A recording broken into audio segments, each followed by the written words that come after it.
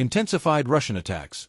Russia has significantly ramped up its aerial attacks on Ukrainian cities, including those far from the front lines, using large numbers of drones and missiles. Ukrainian President Zelensky stated Russia launched over 1,800 drones, 1,200 glide bombs, and 83 missiles in just 1 week. Ukraine's counter-efforts and deep strikes. Ukraine is actively developing and receiving long-range capabilities, including ballistic missiles, drones, and drone missile hybrids, to strike deep inside Russian territory, aiming to disrupt supply lines and military infrastructure. This includes incidents like the cross-border offensive into Russia's Kursk region. Shifting U.S. stance on aid. Trump administration President Donald Trump's position on military aid to Ukraine has shown a significant shift. After previously halting some shipments due to concerns about dwindling U.S. stockpiles, he has now indicated that the U.S. will send more weapons, including Patriot missiles, and is reportedly considering authorizing additional funding for Ukraine for the first time since taking office. This comes amidst his growing public criticism of Russian President Vladimir Putin, whom he accused of being deceptive and bombing civilians. NATO and European support. NATO Secretary General Mark Rutte is visiting Washington as Trump prepares a major statement on Russia, indicating potential policy shifts.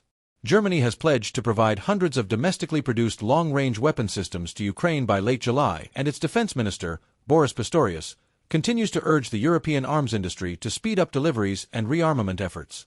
Russia's new alliances/support. North Korean leader Kim Jong-un has pledged unconditional support for Russia's war against Ukraine during a recent visit by Russian Foreign Minister Sergei Lavrov, deepening ties between the two nations. Russia has also formally recognized the Taliban government in Afghanistan, seen by some as an attempt to gain leverage in Central and South Asia. International legal judgments. The European Court of Human Rights recently delivered damning judgments against Russia for widespread violations of international law in Ukraine, including shooting down Flight MH17 in 2014, murder, torture, rape, and destruction of civilian infrastructure. Russia has stated it will ignore these rulings. Technological and security alliances. The conflict has accelerated the formation of new technological alliances. The U.S. and Gulf nations, e.g., Saudi Arabia, UAE, are fortifying cooperation in cutting-edge technologies like semiconductors, AI, and cybersecurity, partly to counter authoritarian tech ecosystems led by China, Russia, and Iran. Ukraine's battlefield-tested technologies, electronic warfare, counter-drone systems, cyber defense, are directly relevant to Gulf nations' concerns, making Ukraine a potential beneficiary and partner in this evolving landscape. Statements and story. The story of the Russia-Ukraine war in recent months is one of grinding attrition on the front lines, coupled with a significant escalation in deep strikes by both sides, and a complex web of shifting international allegiances and technological races behind the scenes. Russia's continued barrages against Ukrainian cities underscore its strategy of terror and disruption, pushing Ukraine to seek more advanced long-range capabilities to hit back at the source of these attacks. A key narrative twist has been President Trump's evolving rhetoric. His public frustration with Putin, accusing him of deception and bombing civilians, marks a notable departure from his previously perceived softer stance on the Russian leader. This shift, combined with reports of potential new U.S. aid and weapons for Ukraine, injects a new element of uncertainty and potential resurgence of Western support, even if it comes with a caveat that NATO allies should pay their share. The implicit demand that European allies pay us 100% frames U.S. aid as a transactional business deal rather than a purely strategic alliance, creating a complex dynamic for NATO. Meanwhile, Russia is not isolated.